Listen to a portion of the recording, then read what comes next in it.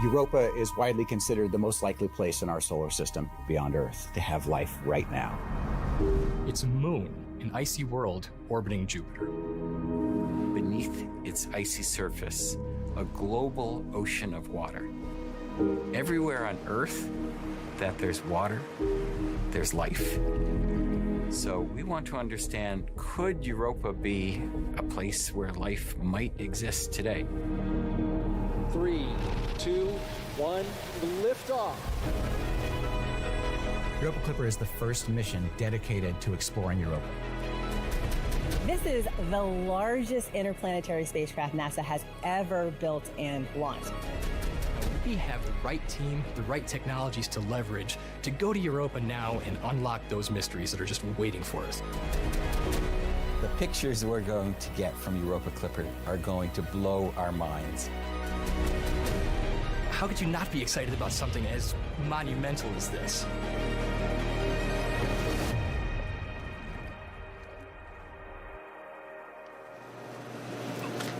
You're looking live at NASA's Kennedy Space Center's Launch Pad 39A. SpaceX will soon begin fueling that Falcon Heavy rocket for NASA's Europa Clipper mission, a nearly 2 billion mile, 5.5-year journey to Jupiter's icy ocean moon. Good morning and welcome to the Space Coast of Florida. I'm NASA's Megan Cruz and this is NASA Jet Propulsion Laboratory Engineer Jenny Kampmeyer. So glad to have you here today. I'm so excited to be here. It's launch day. Yeah, absolutely. I know. I think you're containing yourself. I feel like you're way more excited than you're portraying right now. I am very excited. Well, Jenny's here because she's going to help me tell you all about this mission. And right now we're currently marching towards a 12:06 p.m. Eastern launch. And Jenny, the mission name really says a lot. So we are going to sail, and that's the Clipper part, past Jupiter's moon Europa, where scientists believe there's an ocean beneath the icy surface. And why, Jenny, do NASA and its partners want to go there? You know, at least on this planet, wherever there's water, we find life. And to know that there's a place in our solar system that not only has some water, but an abundant amount of water. Underneath that icy crust, there's this global saltwater ocean. And so we want to go there to see, is this a habitable place? Could it support life? And why do scientists believe it could have those ingredients you're talking about? Yeah, so we've actually been to Europa before. We have some kind of tantalizing evidence from previous missions. We've done a few flybys of the moon and gotten some data that, showed us that there's this ocean of water. And so we look, and then we kind of continue to study it and we look for those ingredients of life, the chemistry, the energy, the time, and the water. We think Europa's kind of been simmering away for about 4 billion years. So it's a really exciting place to go to look to see, is it habitable? Right. And how many years has this team been working towards this goal? This mission has been in the works for a long time. Folks have been trying to kind of literally get this mission off the ground for about 25 years. Wow. Yeah. And what's your role within this mission? How do you feel being about an hour from launch? So my role on the mission, I'm the science systems engineer, which is a really cool job. I basically get to sit kind of right on the boundary between the scientists and the engineers, and I work with both teams. So I get to be exposed to the engineering, exposed to the science, and help both sides work together. Being an hour away from launch, I mean, it's almost indescribable. It's so exciting. I can't believe we're finally here in this moment. It's a little bit surreal. Yeah, I know you said you woke up 4:30 in the morning, wide awake and ready for today. I'm very excited to again have you here to walk us through what scientists, the scientific community, has really been looking forward to in this mission. Absolutely. But we know we are launching today just days after Hurricane Milton barreled across Florida. Check out this stunning time lapse taken from the International Space Station showing just how massive it was before slamming into Florida's west coast as a Category 3 hurricane. And now this radar from the National Weather Service pulls data from NASA-launched environmental satellites. You see those red and green boxes just popping up everywhere? Those were all tornado and flood warnings before the eye passed directly over us at Kennedy Space Center. We were thankfully spared from the worst damage, just some broken doors and awnings, overturned vehicles and trailers, and some beach erosion. But when it comes to our workforce, we know a lot of people really felt the impact there. We know some were without power for days, Jenny. Absolutely. And, we both have friends and family in the area that that were without power and that had impacts from the storm. So I'm really glad that, everyone made it through okay. Yeah, I know a tornado touched down just right outside of really your hotel, and a lot of other people who are here for this mission were staying. Absolutely, yeah, and definitely a scary moment for the team, but everyone was okay, and we made it through. Yeah, I think it really demonstrates that both NASA and SpaceX have remarkable skill and determination to, even after all that, get us to launch day today. Absolutely, NASA always puts the safety of its people as the top priority. Absolutely, the thing we care the most about is keeping our people safe. And so it was really incredible to see that we were able to keep that goal kind of at top of mind while also making sure that we could get to today. So it's really amazing that, we prioritize the safety of our people, but that we got to this moment today of launching this mission. Yeah, what do you have to say to the team again as we march towards the T0 today of 12:06 p.m. Eastern? I'm just so thankful and proud of everybody. It's amazing to get to kind of represent the team, but it's really thousands of people who've worked on this project across, a lot of different organizations. So it's an incredible moment to be here. Right, and so here we are. We're ready. The team's ready, and over the next 2.5 hours, we will walk you through everything you need to know about Europa and the spacecraft we're sending there. A lot of people, as we've been talking about, really looking forward to this mission, including U.S. Poet Laureate Ada Limon and Ted Lasso actor and co-creator Brendan Hunt. We'll hear from both of them today. And I think what's really cool about that is just how widespread the interest is in this mission. It's amazing. Of course, I'm a big space nerd, as a lot of us are. There are a lot of people who are space enthusiasts and have been excited about this mission, but to start to see other folks, maybe this is the first time they've been exposed to something as cool as Europa Clipper. It's really cool to see the public so excited about this mission. Yeah, and I know they're watching us today, so yes. That'll be really fun. And for our Spanish-speaking audience, if you're interested, NASA has a Spanish broadcast on our NASA Plus app, and this QR code you see on your screen there is going to take you right to it. NASA Plus is our free on-demand streaming service where you can find live programming like this and original content from across the agency. But first, NASA's Launch Services Program and SpaceX will soon decide if they will fuel the rocket. Here's Daryl Nail and Mick Woltman. Welcome into Hangar AE here at the Mission Directors Center at the Cape Canaveral Space Force Station. That's Mick Woltman, LSP Engineer Extraordinaire. I'm Daryl Nail with NASA. And yes, we have a T0 of 12:06 and 00 seconds Eastern Time, looking good for launch. Weather is shaping up perfect. And we also have no COLAs, no collision avoidance, nothing that we'll run into in space. That was a good report. Yeah, that was what allowed us to move our T0 to 12:06, the end of our 15-second window today, and lock that in. The team was able to do that. No COLA, good weather, as you said. Everything's looking great, and the team's getting ready. And we're listening to the launch teams right now. We've got an important poll coming up. We'll talk about it in a little bit. But this has been a challenging path to the pad as we see the rocket right there at Launch Pad 39A. The first issue was back on September 28th following the successful launch of Crew 9 to the International Space Station. The second stage failed to relight its engine for a disposal burn, a deorbit burn. And that same second stage is going to be used today. But LSP worked through that. Yeah, similar second stage on Falcon Heavy, working collaboratively with SpaceX. We worked through the engineering data, looked at everything that happened, and we were able to come to a conclusion that things are good, and we're ready to proceed to launch for Europa Clipper. The other challenge was the big one. We just saw the video, the center of Hurricane Milton passing right within 7 miles of this launch pad, 7 nautical miles, a Cat 1 hurricane with max sustained winds of 120 miles per hour, causing some minor damage to the pad, but looks like they fared okay. Yeah, fared okay. SpaceX did an excellent job of assessing everything and making those minor repairs over the 24 hours and got the launch pad and the vehicle ready for launch. And now let's listen in to NASA launch manager Tim Dunn, who will poll his team on readiness to load this rocket with propellant. Attention poll stations, this is the NLM on the NLM net, ready to conduct the propellant load and launch readiness poll. So we've had a very good morning in our countdown, worked through a couple of issues. We've got beautiful weather, a beautiful spacecraft, and a great rocket. So with that, I would like to conduct the poll to initiate propellant load into the Falcon Heavy, and also committing to launch today for the Europa Clipper spacecraft. NASA CE. NASA CE, go. SMA. SMA, go. SMD. SMD, go. NASA MEM. NASA MEM, go. LSP. LSPs, go. NLM copies. The NASA Europa Clipper team is go for propellant load and go for launch. So that takes us through a critical NASA decision gate. We will start loading prop in just a few minutes, and we'll join you back for that in a little bit. For now, we'll send you back to Megan and Jenny. Thank you, Daryl and Mick. And here's the rest of our team for today's launch. We have Antonio Jaramillo here at Kennedy Space Center to interview some important folks in this mission. And then Raquel Villanueva live at NASA's Jet Propulsion Laboratory in California. We'll start with Raquel first. Raquel, JPL developed this mission with Johns Hopkins University Applied Physics Laboratory, correct? That's right, Megan. And right behind me is mission control for the Europa Clipper mission, where experts are laser focused on operating the spacecraft.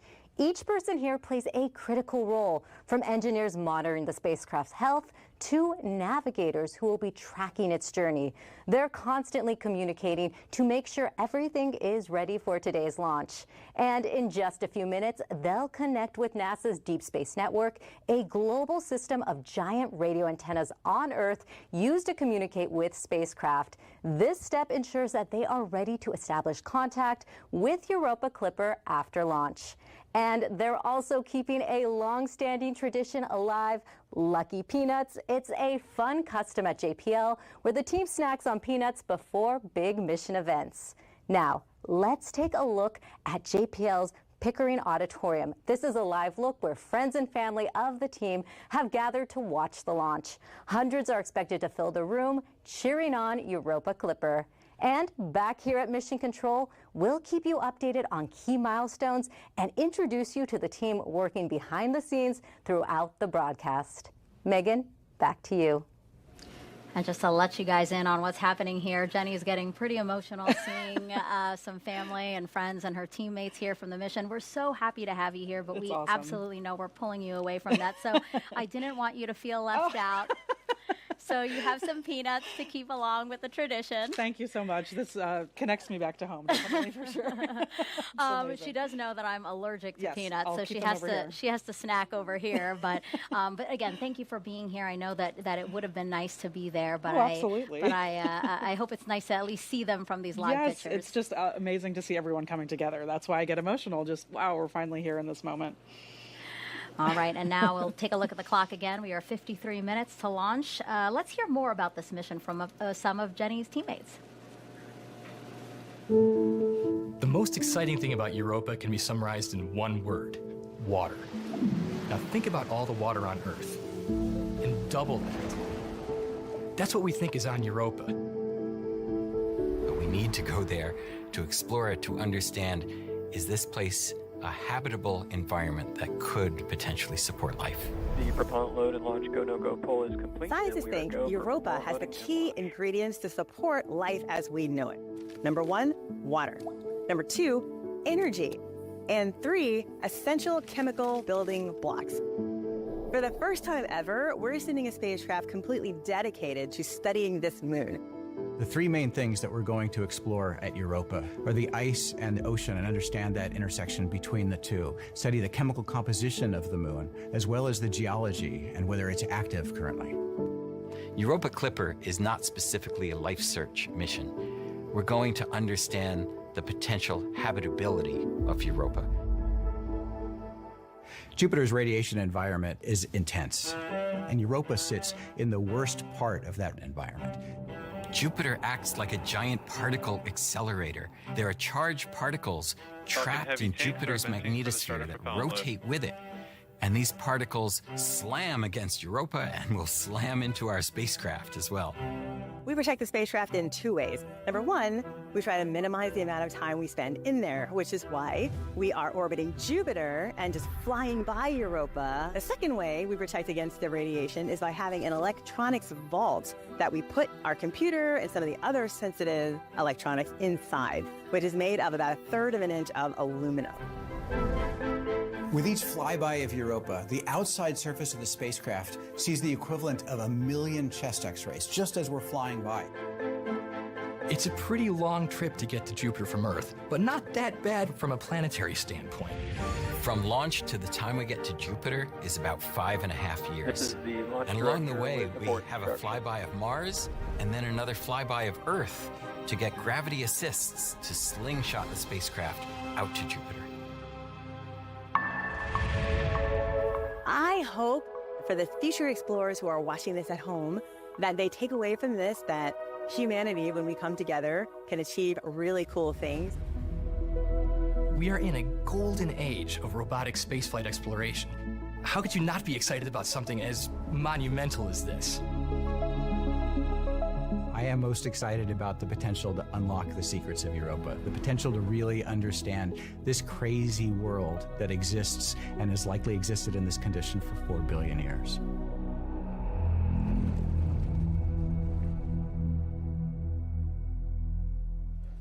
Moment in that preparation for Europa Clipper's trip to the Jupiter moon is about to happen when we kick off propellant load.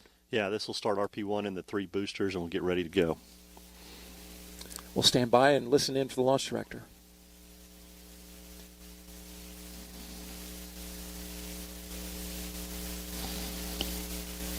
The launch auto sequence has started. Launch director Charlie Meyer giving the signal there that the launch auto sequence has started. And Mick, this is a very delicate dance that is all automated. Yeah, the SpaceX team has automation in all their software to start fueling the first stages, and they'll get ready for LOX load here in about 5 minutes and continue with stage 2. But the team does a great job here with their procedures and following it, and we can see the telemetry that RP1 fueling has started on all 3 of these boosters. And Daryl, interestingly enough, the 2 side boosters reflown. We flew them on Psyche as a NASA LSP mission. Yesterday was the 1-year anniversary for the Indeed. Psyche mission.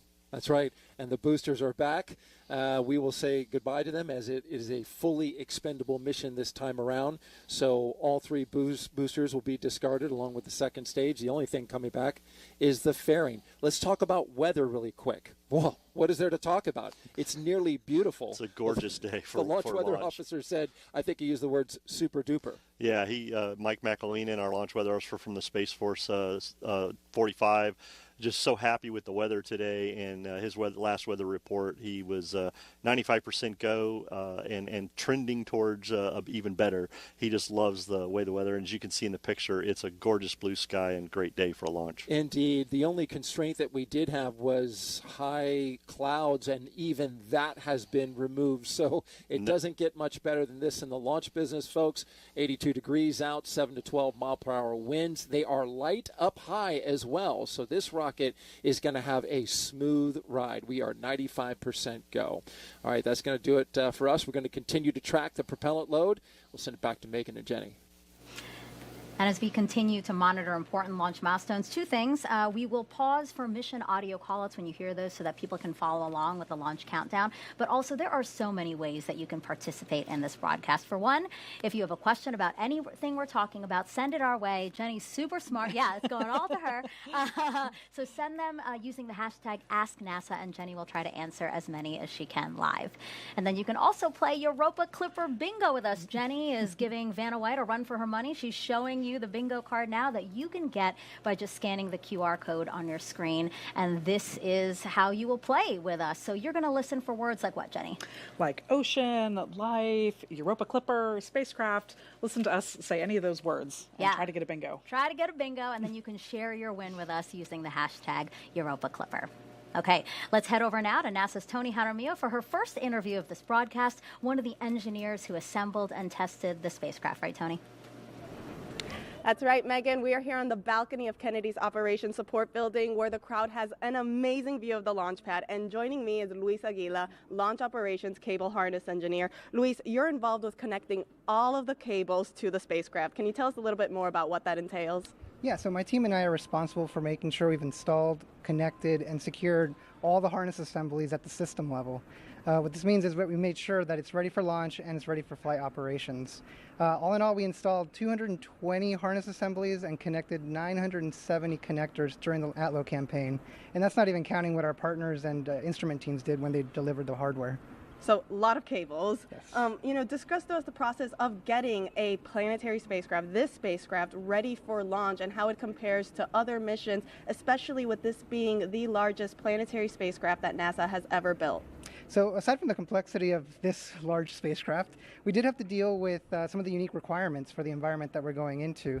So for example, we couldn't use Kapton tape for flight applications, and Kapton is quite standard in the industry, so we had to adjust to that. Another thing is some of our instruments are magnetically sensitive, so we had to constantly check our cells, our tools, and our parts to make sure that they weren't going to contaminate the spacecraft.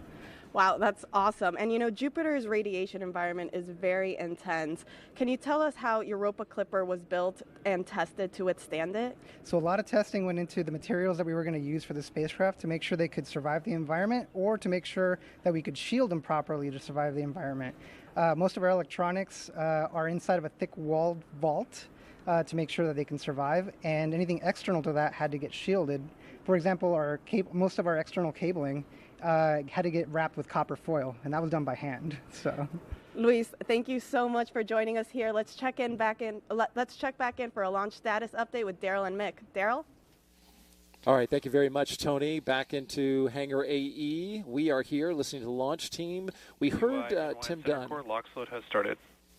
And there you go. LOX load has begun for the center core as well as the side boosters. And we can see that LOX starting to go into the rocket. We got 4 tanks to fill, and this gets another 3. One more tanks than that. The 3 tanks for the prop, the 3 tanks for the LOX, and then the one on second stage. Yeah. That's right. Yes, but I'm doing math live on the air. You shouldn't do that. You shouldn't do that. Yeah, but RP1 in the 3 boosters filling up. We're watching the telemetry here. Everything's going great.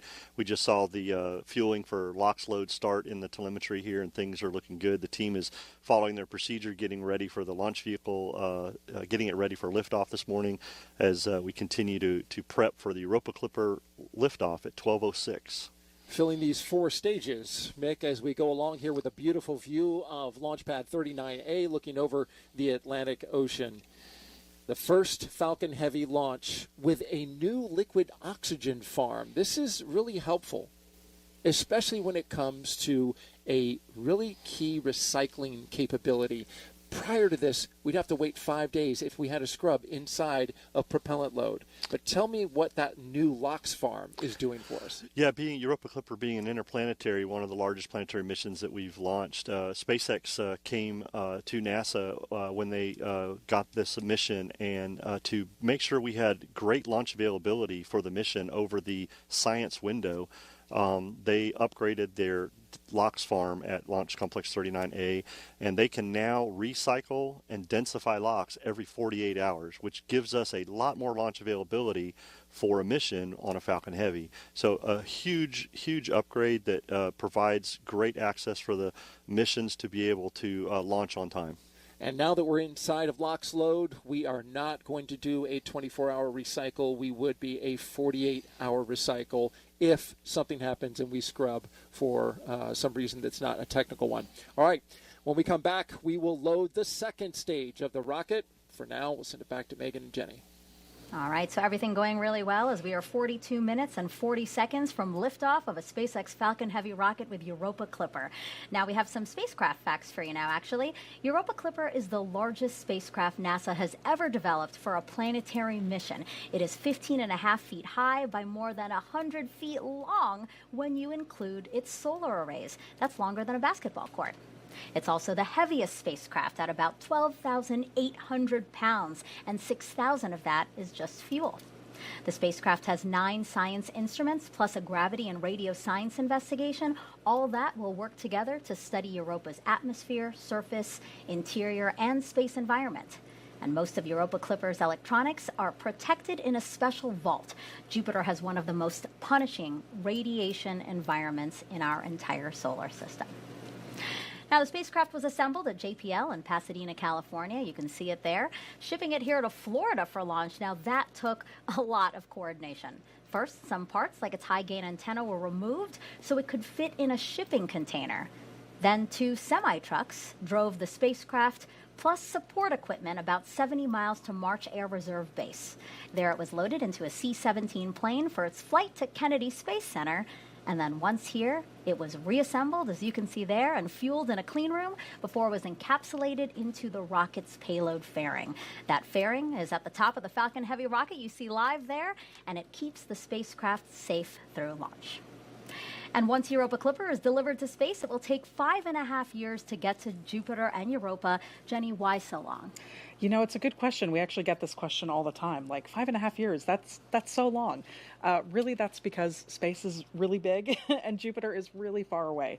So even with getting this huge boost from the Falcon Heavy rocket, and we also do 2 gravity assists around Mars and actually around the Earth as well, that gives us a little extra kick of speed. Even doing both of those things, it still takes 5.5 years to get there. Yeah, I think that's good to keep in mind. Talk a little bit about the gravity assist. How does that work?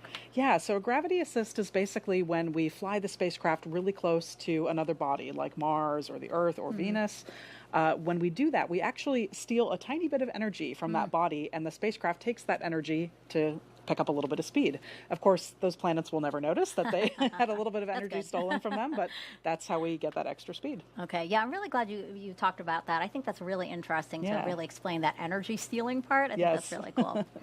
And when the spacecraft arrives at its destination, take a look at this video. So that yellow dot in the center, that's Jupiter, and then the white circle is Europa's orbit. The pink line is the spacecraft's trajectory, and this is showing how Europa Clipper will observe Europa. Absolutely. So yeah, you can see these the pink orbits kind of building up over time as we orbit Jupiter and do successive flybys of Europa. We have this mission designed because of the really intense radiation environment. We don't want to bathe in that radiation all the time. So that's why we kind of do a quick flyby and then get out to be able to downlink all of our science data and do other engineering activities when we're outside of that radiation environment. Yeah, I want to point out again how much science and skill goes into designing a trajectory like this so that we protect the spacecraft when it gets there. Absolutely, and it doesn't happen by accident. We have to continually fire our thrusters to be able to maintain this trajectory. Yeah, it's also very pretty. It is. All right, we're now 39 minutes to launch here at Kennedy Space Center in Florida. Let's head back over to Tony. Thanks, Megan. Joining me is Dr. Gina DiBraccio, the Acting Director for the Planetary Science Division within NASA Science Mission Directorate. Gina, how are you feeling today? You know, Tony, I'm just so excited to be here and see all of the amazing hullabaloo that's going on for this launch today. Me too. I'm very excited indeed. You know, as we get ready to study the liquid water beneath Europa's icy crust, what are the next steps for the space agency?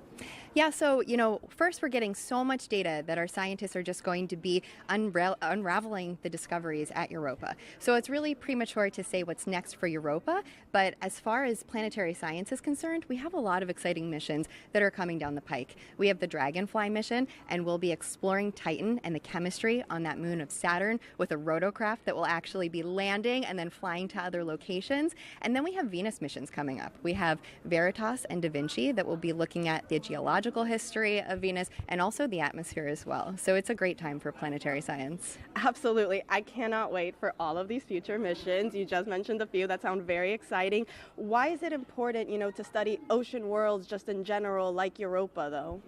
Yeah, so as far as ocean worlds, you know, we believe that they are the most common type of planetary body throughout our universe. And within our own solar system, we have the ability not only to study Earth, but to go to Europa, to really look for that water and to understand how water is one of the key ingredients to life. So with Europa Clipper, we're not searching for life on Europa, but we're trying to see if this ocean world is habitable. And that means we're looking for the water. We're trying to constrain the ocean underneath that icy surface. We're looking for energy sources, and we're really looking for the chemistry there so that we can understand what habitable environments might be throughout our whole universe. That is very exciting indeed. I cannot wait to discover what we find out. Gina, thank you so much for joining us. Sending it back over to you, Megan.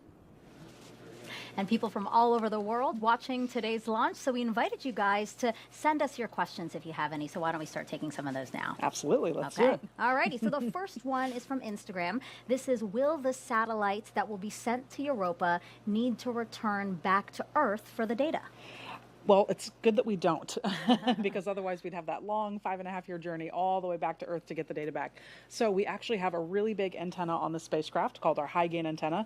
If you've seen the photos of the spacecraft, it's the big silver disc in the middle. That's our antenna, and that's what's going to return all of the data back to Earth. That's my favorite part of the spacecraft because of that, because that's how we get all that amazing science data back. But we don't get it back immediately, right? I mean, it does still take a long time because of the distance. Exactly. So it takes light about 45 minutes to travel from Jupiter back down to the Earth. So if we say hello to the spacecraft, it takes 45 minutes for that hello to get there, and then another 45 minutes for their hello to come back. So it does take a little bit of time. But still, 45 minutes versus 5.5 years, like, yes. That's very impressive. Exactly.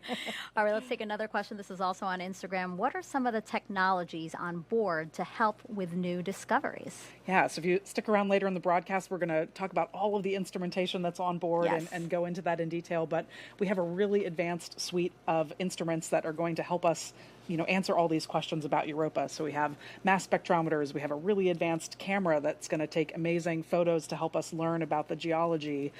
We have dust detectors and magnetometers, so we have all sorts of scientific instruments to help answer those questions. Awesome, thank you so much. All right, let's check back in on propellant loading with Daryl and Mick.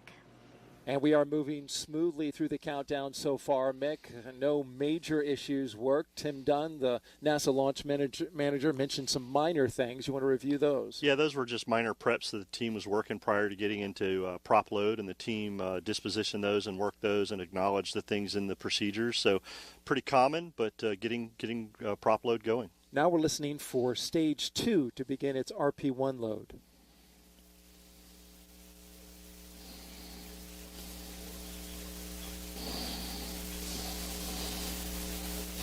And we can see on our displays, which have an interface that shows us and confirms that indeed stage 2 has begun RP1 prop load. Again, stage 2 has begun that prop load. This is an autonomous process, so we won't always hear a call out. Yeah, correct. The SpaceX team has software that controls their fueling and gets things going. As we see RP1 on the 3 boosters, locks on the 3 boosters, and now we're starting to put RP1 in the second stage RP1 tank, and things are progressing very well towards launch at 12:06.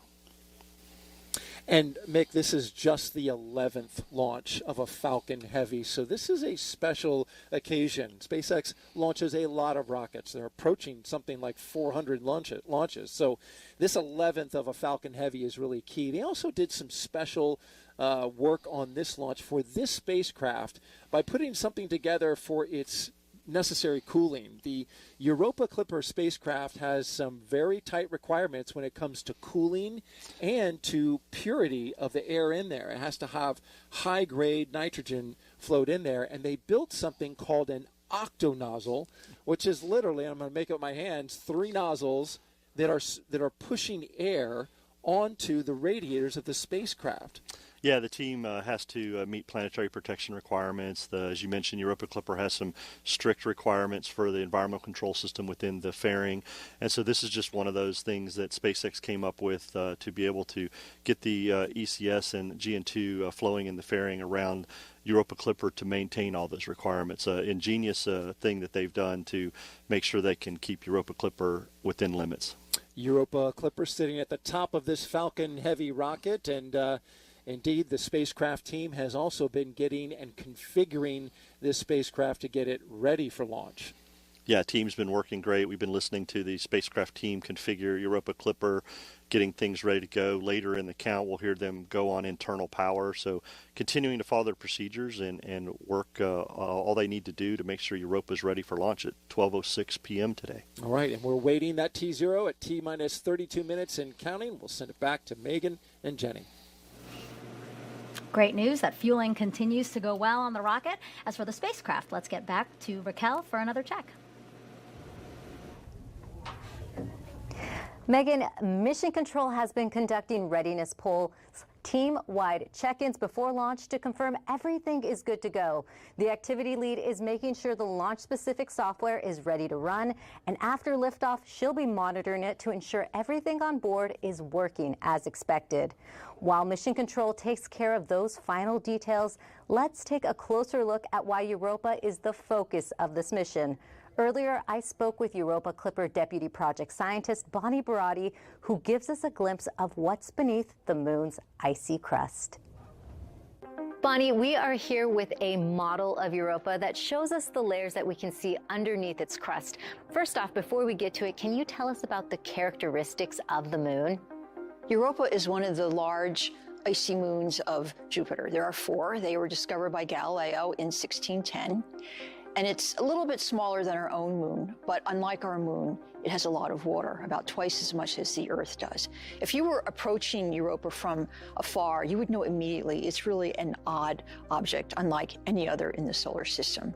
Let's just start with the surface. I see all these ridges and crusts and grooves. Like, what is it about this geology that makes it different? Well, there are hardly any craters on this unusual surface. We see a lot of evidence for cracking and active geology, so we think it's either active now or was active in the recent past.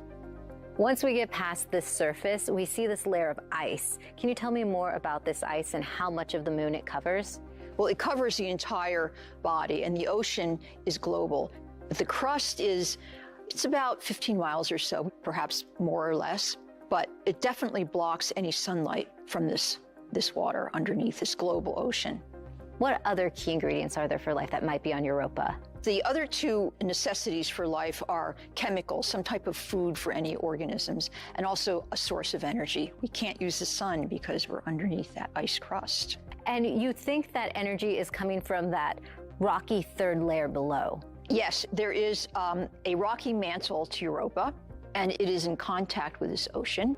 And we believe there are some unusual features down here that are caused by Jupiter. Jupiter is huge. You can fit 1,000 Earths inside of it. And on top of that, the orbit of Europa is not quite circular. So when it gets close to Jupiter, it gets kind of squashed. And then when it gets further away, it releases this mechanical energy into thermal energy. And we believe this comes out as thermal vents at this interface between the rocky mantle and this ocean. And not only do these thermal vents release energy and additional chemicals, but they provide the ideal region for a habitable environment, which is the main goal of our mission. We're looking for an environment that could support life. And there is so much left to learn about Europa. Bonnie, I want to know what you are most excited about. I'm most excited about the unknown. Every mission that has gone to an object we haven't studied in detail, we've discovered something that we couldn't envision, something so wonderful we couldn't imagine it. That's what I'm looking most forward to. Great. Thank you so much, Bonnie. Thank you so much, Raquel. Now, you just heard in that video that Europa and our moon are roughly the same size, but they could not be more different when it comes to water. Europa is believed to have twice as much water as Earth, while our moon has a fraction of that. NASA wants to learn how to use our moon's water to live and work there.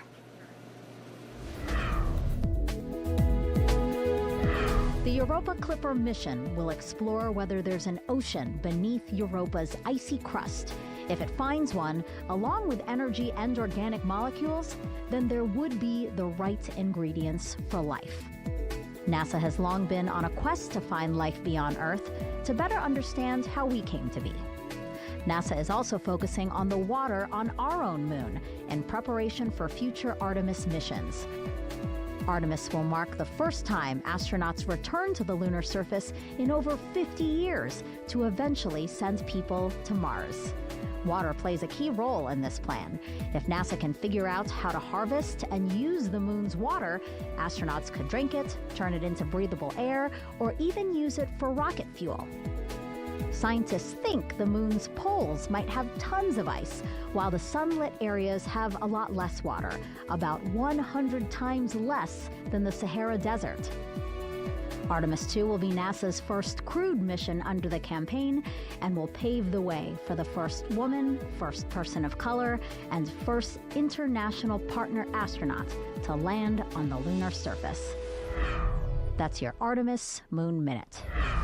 You know, Jenny, it's just incredible to see all that NASA is trying to accomplish across our solar system. It really is amazing, and all of these different missions and all the things that NASA is trying to do, they really play into each other. Everything that we learn about the moon is going to help us understand things about our solar system, and it all just kind of feeds into each other. Yeah. It's awesome. And actually, to hear more about some of our agency's goals, let's head back to Tony with her next guests.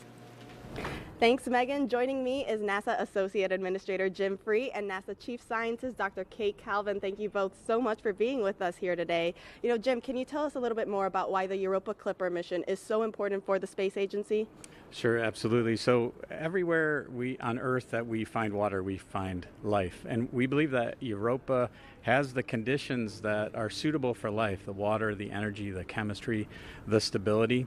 And that is, first of all, very exciting from a scientific perspective, as I stand next to the chief scientist, but it's also just exciting about what we're going to learn about Earth itself and just how this advances the field of astrobiology as well. So it really does go to our innovating in air and space at NASA. Absolutely. And Kate, you know, Hurricane Milton delayed the launch of Europa Clipper, and already this year there have been 13 named storms, with another hitting Florida only a few weeks ago. As we get ready to send the spacecraft to study its ocean world, its climate and environment, can you reflect on our own climate and the increase in storm activity? Yeah, so Hurricane Milton and Hurricane Helene before it had devastating impacts across Florida and throughout the southeast. And our focus right now is making sure that we can get information to first responders so they can help with recovery efforts. At the same time, scientists are studying hurricanes so that we can better understand how they form, how they've changed over time, and use that information to better predict future storms and plan for the future. And what we know is that climate change is leading to a higher proportion of strong hurricanes. So of the hurricanes that form, more of them are categories 3 through 5. And we're also seeing more heavy precipitation events, so more heavy rainfall associated with hurricanes, which can have really severe flooding effects. And so we're focused now on helping first responders, but also thinking about how we can better plan and prepare for the future. Absolutely. Jim, going back to Europa, is Europa one day, a target or a goal, a destination that NASA is perhaps one day interested in sending astronauts to?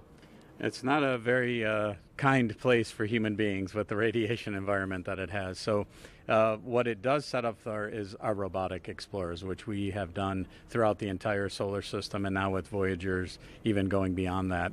But while Europa Clipper is exploring Europa, we'll have crews at the moon, further understanding the formation of the moon and how the formation of the solar system as well. So it's a complementary effort that goes to our whys at NASA, which is science, national posture, and inspiration. So we'll be doing that with both the Artemis and the Europa missions. Thank you guys both so much for joining us. Megan, back over to you. Now, the Europa Clipper mission has captured the attentions of people all over the world, even a beloved coach from the show, Ted Lasso. Hey everyone, I'm Brendan Hunt, and I'm not a real coach, but this is a real beard. Today you have teams of people gathered for the launch of NASA's next big adventure, the Europa Clipper mission.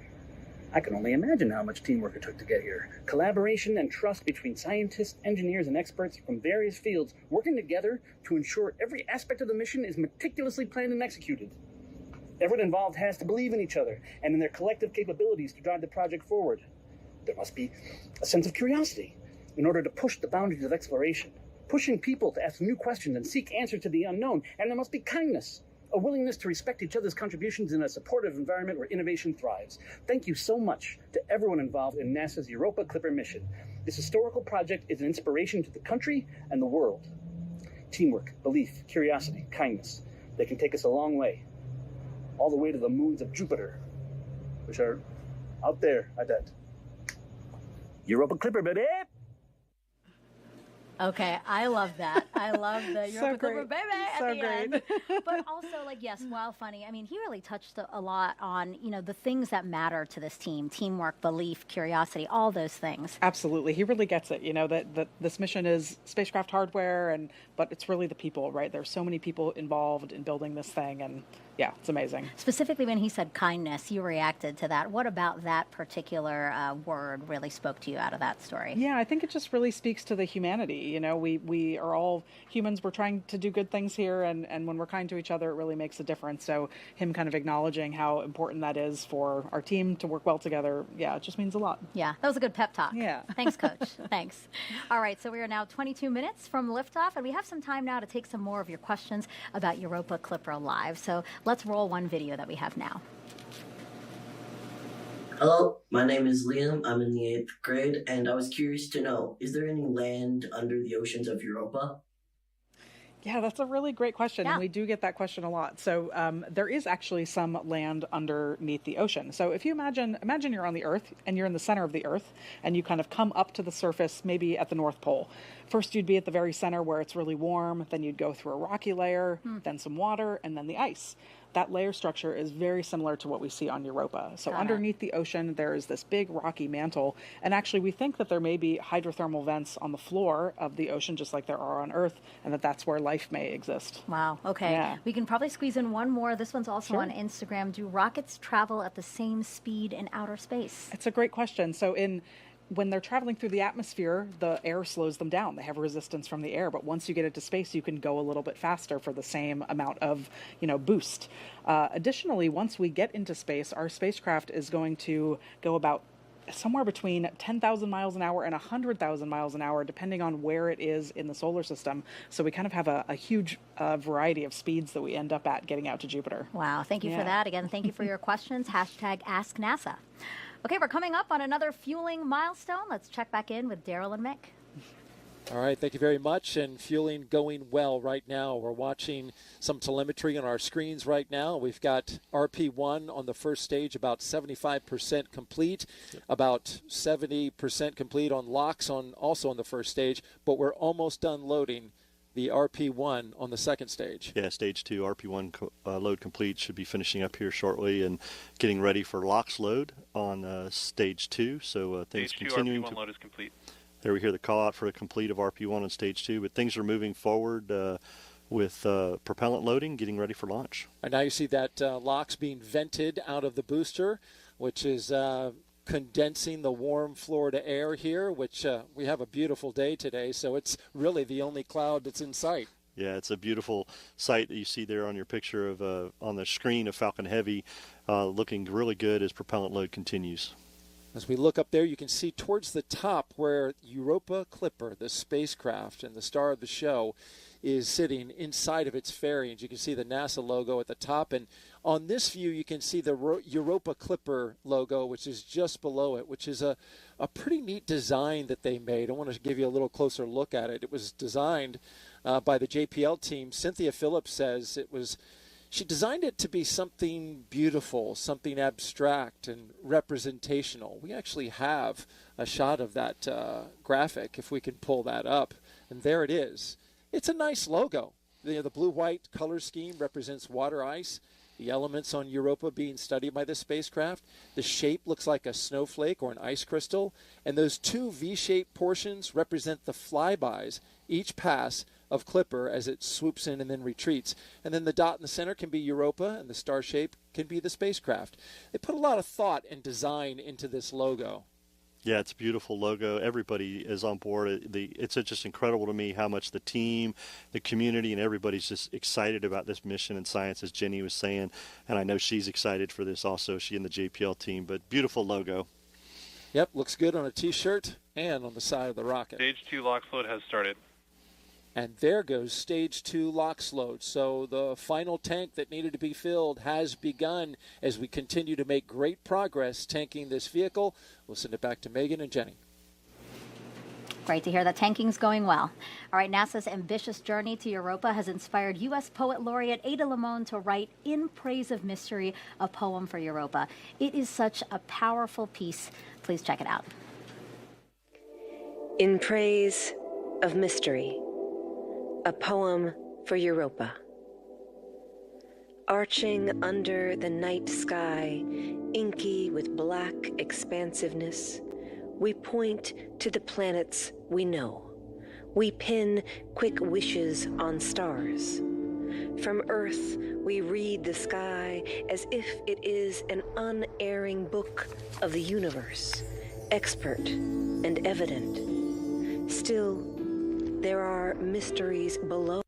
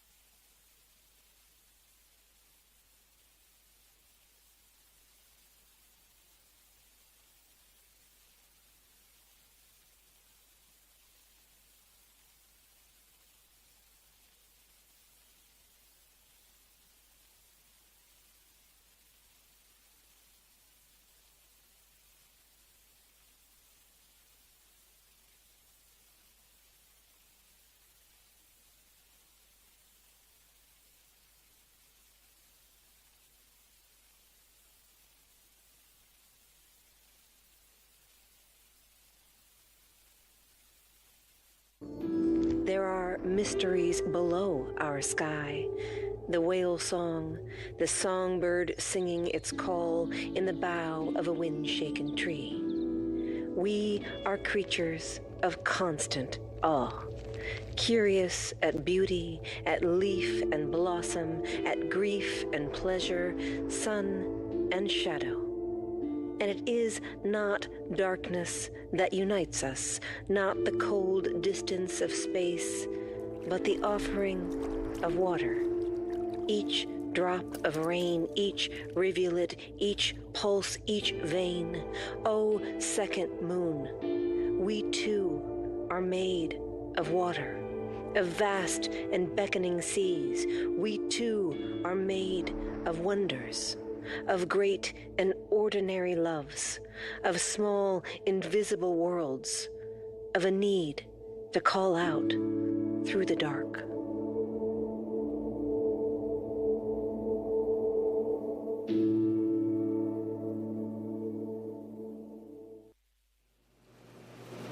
We had a little bit of technical difficulties there. The package paused a little bit, but I still think that you could really feel how powerful that piece is. And now we're so lucky to have Ada Lavone here with us. Thank you so much for being here. That was so moving. I was getting goosebumps.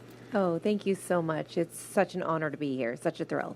I want to ask you, what made you want to write about Europa, and how did you find, I mean, truly the perfect words for that piece? Oh, thank you. I think for me it was so incredible to be invited to write this poem. And when I was struggling with this incredible prompt and this incredible ask, I realized that it's not just a poem that's going to Europa, not just a poem that's on the Europa Clipper, but a poem that's for us. It's a poem for everyone here on Earth. And that was really important to me as I tried to choose the right imagery and the right language. Mm-hmm. Not a tough ask at all. No, not at all. And not only that, but we're taking your poem with us. Yeah. So we have here a replica of the vault plate.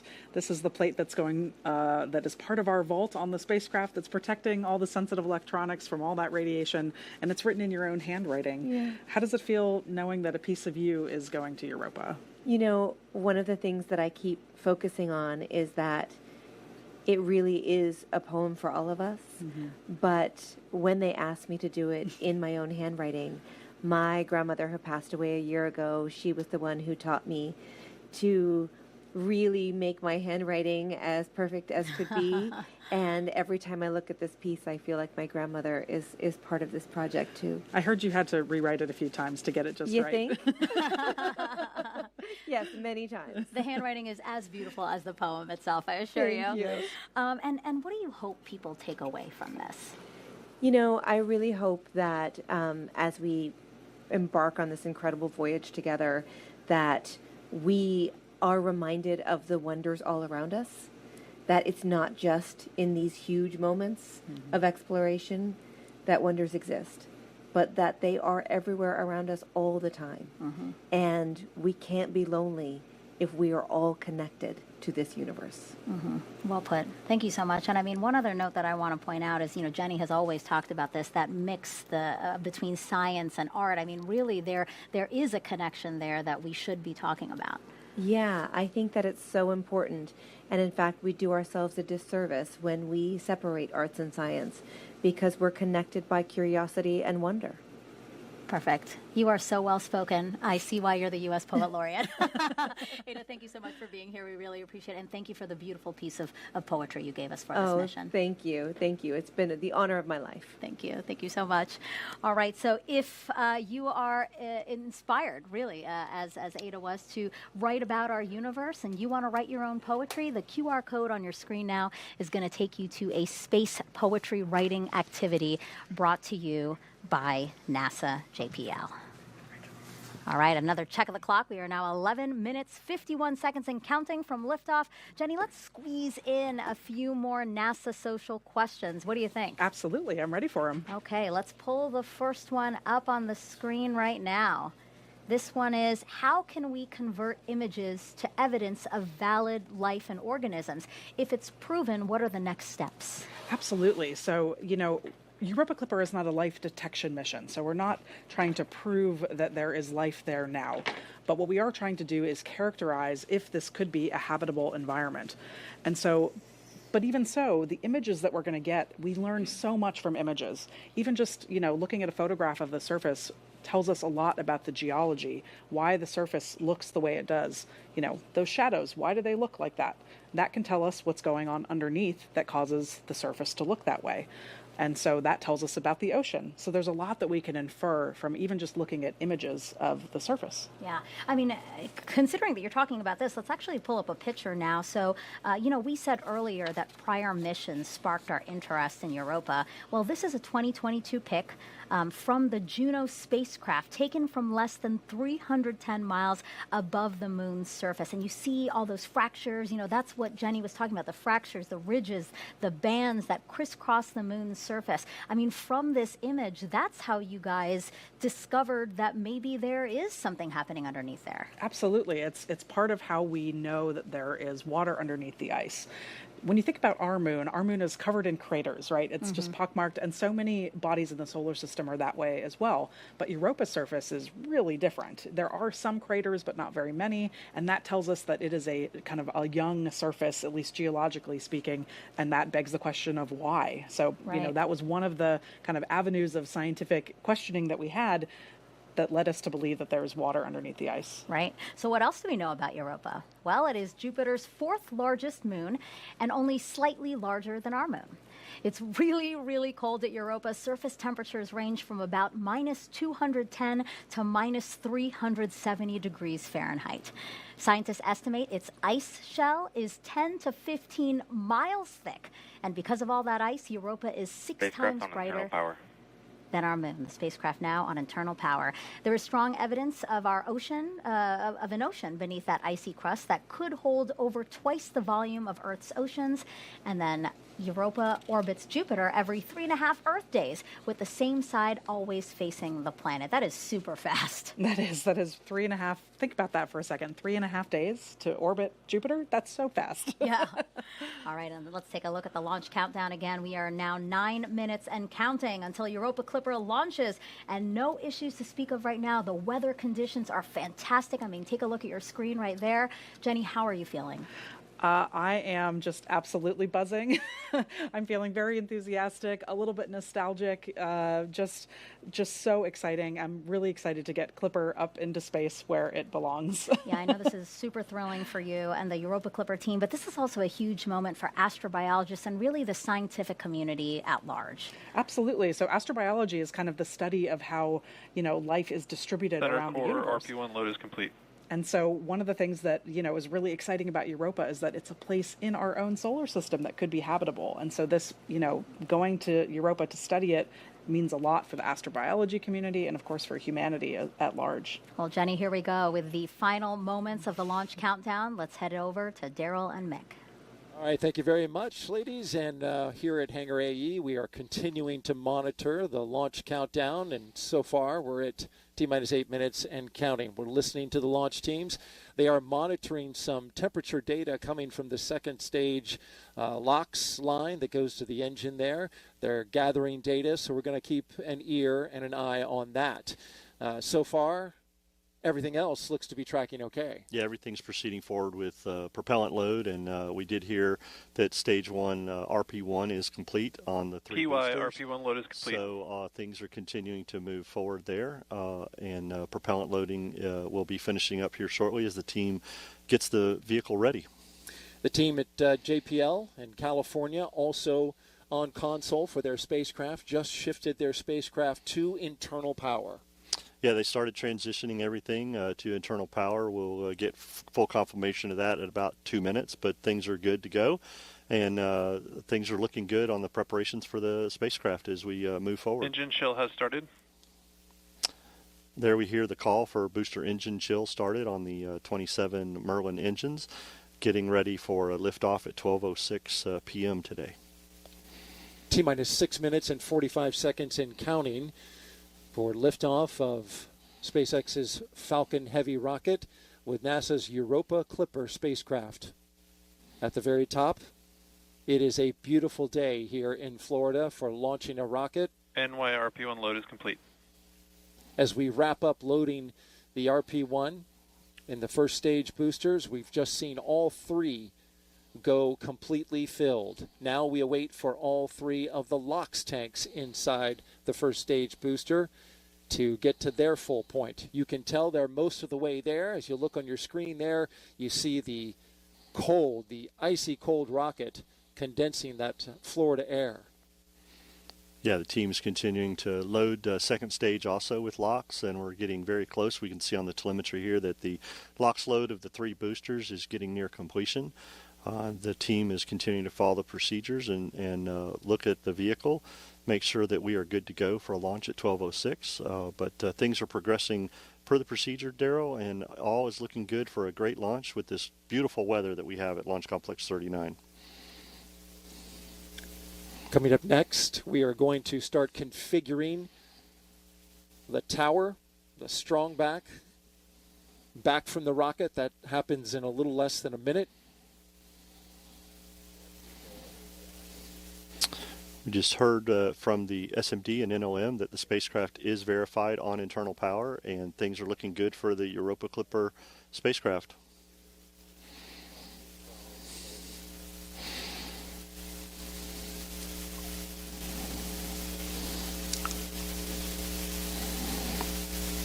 We're also listening to the launch teams as they discuss the data coming in that they're looking at for the rocket. Teams continue to follow the procedure, as I said, and work the loading of propellant, finishing up the topping of the 3 boosters and the second stage. As we mentioned earlier, the 3 boosters are expendable fully. They will not be coming back for landing today. SpaceX is getting the team ready to launch this vehicle today. And you just heard the call out that the strong back is retracting.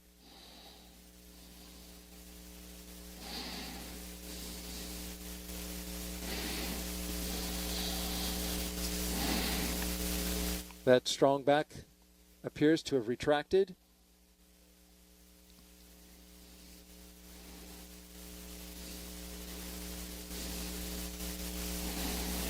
So we're getting some discussion on the nets regarding the second stage. NY LOX load is complete.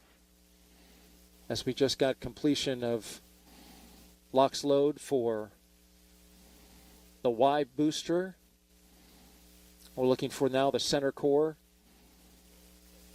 and the plus Y.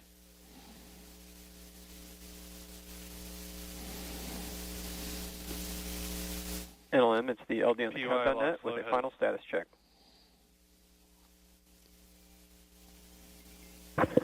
Yes, LD, this is NLM on countdown 1, NASA spacecraft, and the NASA team is go for launch pending resolution of the anomaly.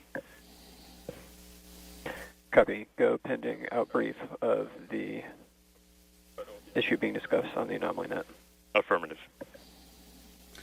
Okay, Tim, so they've mentioned that they're working an anomaly. Tell me a little bit about it. Yeah, so as we mentioned, they're monitoring some temperatures on the second stage, and things are the teams continue to look at that as they continue filling second stage with liquid oxygen. They're continuing to look at that and monitor Center that core, lock float as is far complete. as they can into the count. So things are continuing to progress forward with LOX load. Center core is just finished up, so all three boosters are filled with LOX and RP1. The second stage has RP1 on, and we're getting near completion of stage 2 LOX load as the team continues to look at that temperature in the second stage.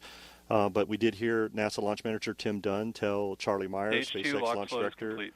that they are go for launch pending the resolution of this temperature issue. So the team has continued to work that, and the team will continue to progress forward in their procedure. And so these discussions are happening very quickly as we are counting down now inside the final 2 minutes until liftoff.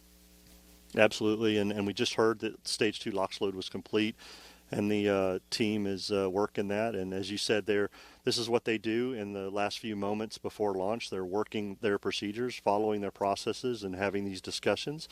But we are still progressing forward towards a T0 of 12:06. And things are progressing forward for the launch this morning, or this afternoon. We are now 90 seconds until liftoff. Weather is 95% go. These boosters on the outside, they have flown before. The Psyche mission, a little more than a year ago. They are back on the pad along with a brand new center core booster and a spacecraft bound for the Jupiter moon Europa. Yeah, Daryl, I can confirm, listening to the Heavy teams, that everybody is go for launch. They have resolved the temperature issue they were looking at on second stage. Everybody's given the go for that, and Falcon is in startup, so the flight computer has taken over, and we're getting ready for the SpaceX Launch Director is go for launch. And there we hear Charlie Meyer say that SpaceX is ready for launch, and Europa Clipper getting ready to lift off. And there's a great update as now it vents out the LOX inside the line of the transporter erector. We are inside of 30 seconds. 30 seconds and counting.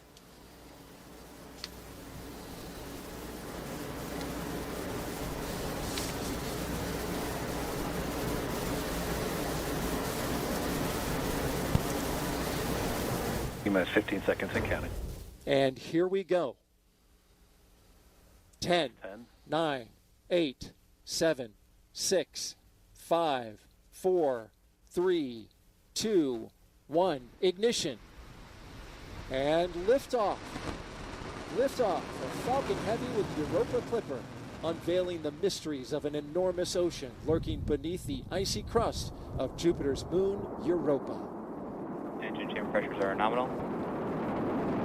See that the chamber pressures are nominal as we hear. All 27 Merlin engines look great.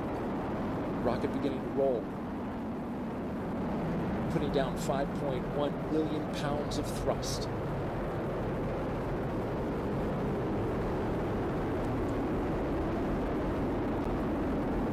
Coming up, they're going to back off those engines just a bit.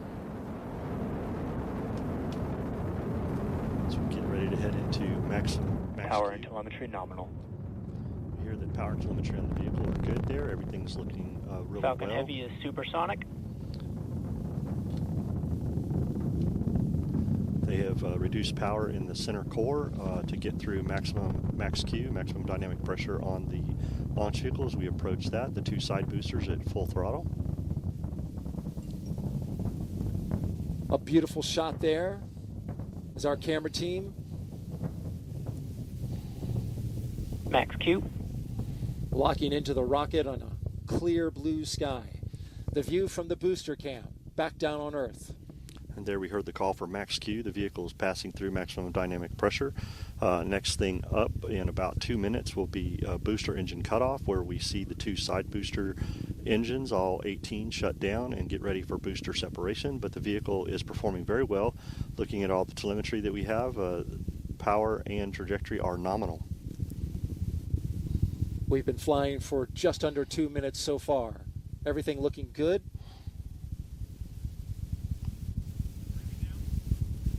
These side boosters, once they do their job, they will be expended. If you're familiar with the Falcon Heavy, you know that they bring the boosters back on certain launches, but not on this one, because all of the performance is needed to push Europa Clipper into its proper orbit. Things continue to look good as the vehicle heads down its ascent phase here. All telemetry is looking very nominal for this flight this morning. Falcon Heavy is performing very well.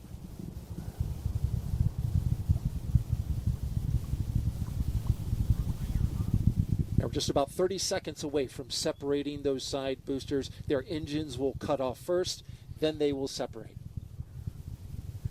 MVAC is chilling. Starting to chill down that MVAC-D engine in the second stage. And that's where we need to get the engine chilled to the proper temperatures before flowing liquid oxygen and RP1 into it. So they're conditioning the engine to make sure things are ready for when it's ready to start up. Stand by for booster separation. Booster engine cutoff. Side booster separation confirmed. And there they go. Those two boosters previously flown on Psyche. This will be their 6th flight. We thank you for their service this morning. They did a great job of getting Falcon Heavy and Europa Clipper on its way as the center core takes over and continues mission down its ascent. Things are looking really good in the telemetry. Power and trajectory look nominal, and chamber pressures on the 9 center core engines look really good. In just a little more than 20 seconds from now, we'll get the cutoff of the main engine on the center core booster that remains. 4 seconds after that, we will separate. Flying out over the Atlantic Ocean.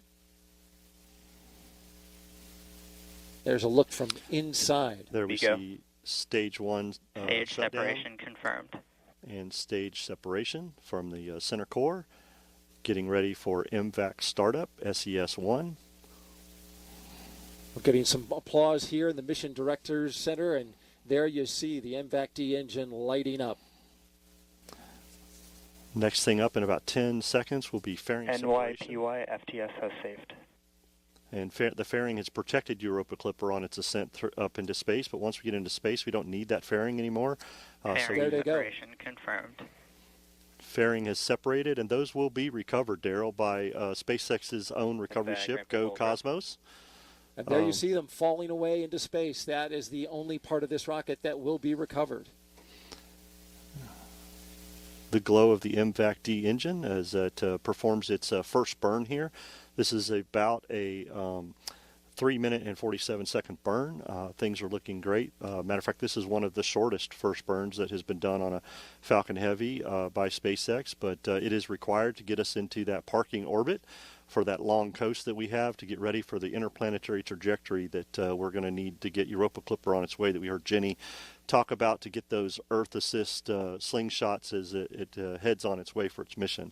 So things looking really good this morning with the performance of the Falcon Heavy. MVAC is performing well, and everything looks good thus far in today's mission. Usually those burns are the other way around, with a longer first burn and the shorter second burn, but in this case it is reversed. As we look at some crystal clear views of the MVAC-D engine, the stage 2 that's carrying Europa Clipper. Orbital light is shining both on the spacecraft, the second stage, and on planet Earth. Center core FTS has saved.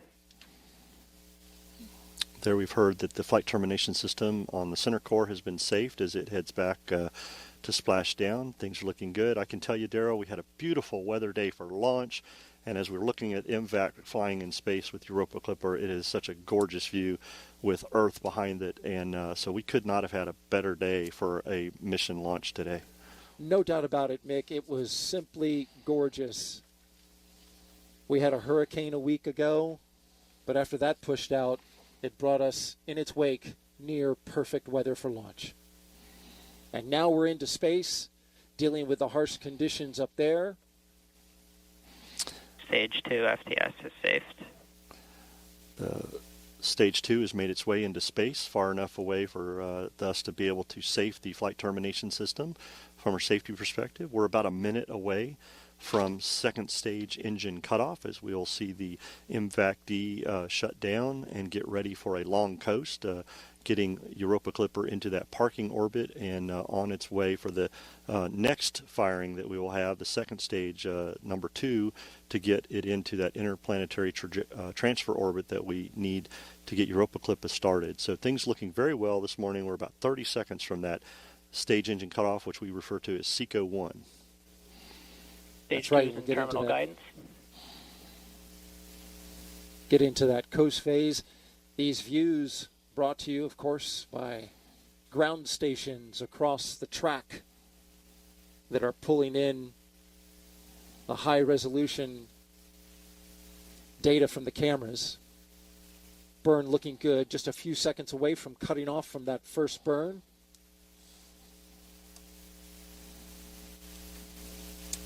And there it goes. The first burn is complete.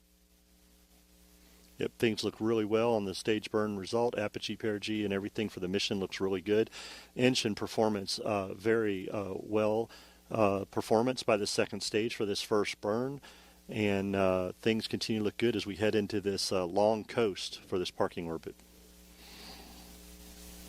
It's a long coast, and we'll hit that second burn. Roughly 3 minutes and 21 seconds long. This one was roughly 3 minutes and 9 seconds. And Mick, you saw the data from it. All looked pretty good. Then there you go. Yep, confirmation. We're hearing confirmation that we have nominal orbital insertion. As we were looking at the telemetry here, Daryl, that things looked very good. Stage 1 and Stage 2 performed very well on that Ascent flight. And we'll continue to follow Stage 2 to get ready for that second burn. And then, of course, what we're really looking forward to, Europa Clipper separation. It's going to be a beautiful moment. If the pictures are as clear as we've seen so far, we will see it in all of its glorious detail. All right. We will continue monitoring the coast phase of the second stage with Europa Clipper. And we will bring that to you. Of course, any updates that we have, we'll check back in with you in a little bit. But for now, let's send it back to the host desk with Megan and Jenny. Oh, wow. I mean, if you're just joining us, welcome live to Kennedy Space Center in Florida, where we just saw a SpaceX Falcon Heavy rocket soar off the launch pad with the Europa Clipper spacecraft. I thought... I'm surprised you're here and composed, to tell you the truth. Yeah, you did a good job of keeping me upright watching the launch. Yeah, how are you feeling? How was it to see that and feel that, too? I mean, that was honestly one of the loudest and most powerful rocket launches that I've personally felt here on the Cape.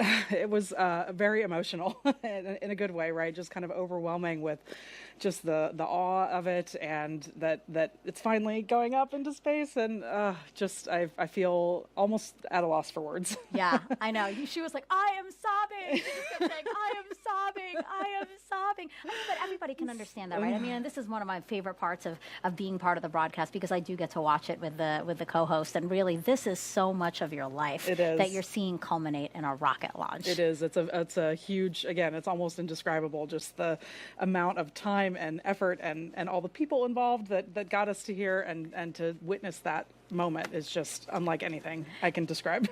And can you believe it? We are still very much at the beginning of this spacecraft's journey. It is headed for Jupiter's icy moon Europa, which scientists believe could be the best chance of finding the ingredients for life outside our planet.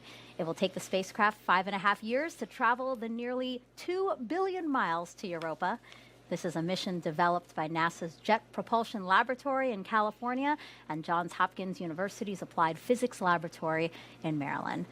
Now, Jenny, why does the team think that Europa is the best chance of finding those ingredients for life as we know it? Yeah, on this planet, everywhere we find water, we find life. And so, that we think that there's this massive ocean of water underneath the ice on Europa is just, how could you resist, So we think that Europa has that water. That's one of the key ingredients for life, along with the chemistry and the energy and the time. It's been kind of simmering away for a long time. Sure. It's a great place to go explore. And how exciting would it be, right, if we could verify that there are the makings of life as we know it on Europa. So let's dig into the science that is going to make this possible. We have several ocean worlds in our solar system. And by exploring Europa, we're getting a taste of what these ocean worlds are like.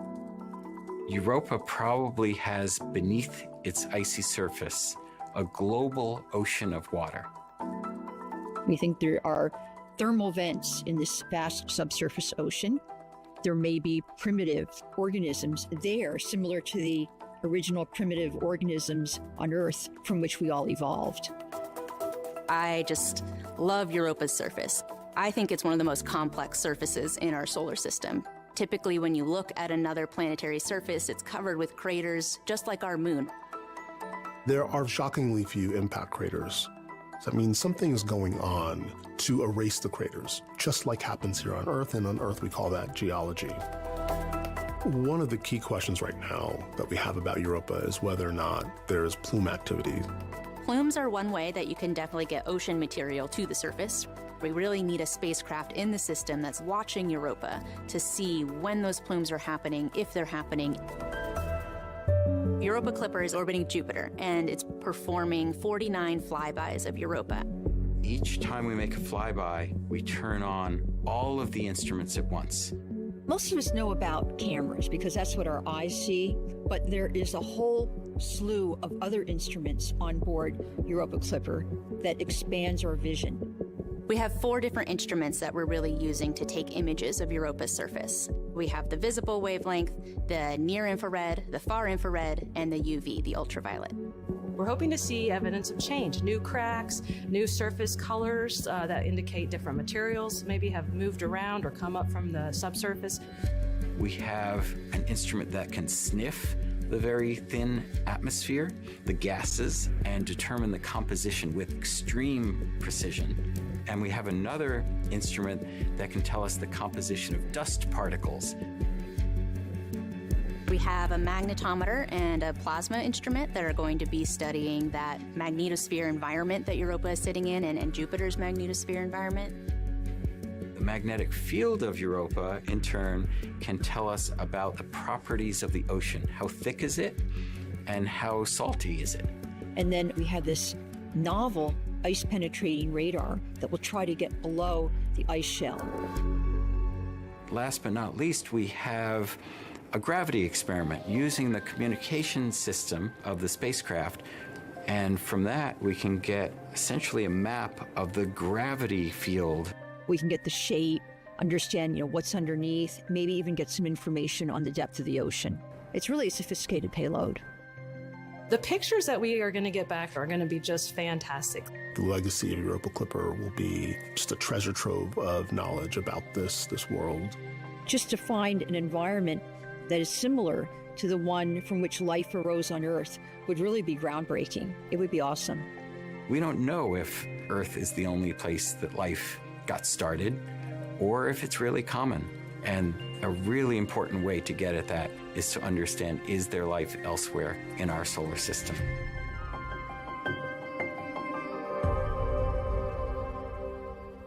And we were proud to host JPL directors here at Kennedy for launch. She's with Tony now, and they both had a spectacular view of launch. That's right.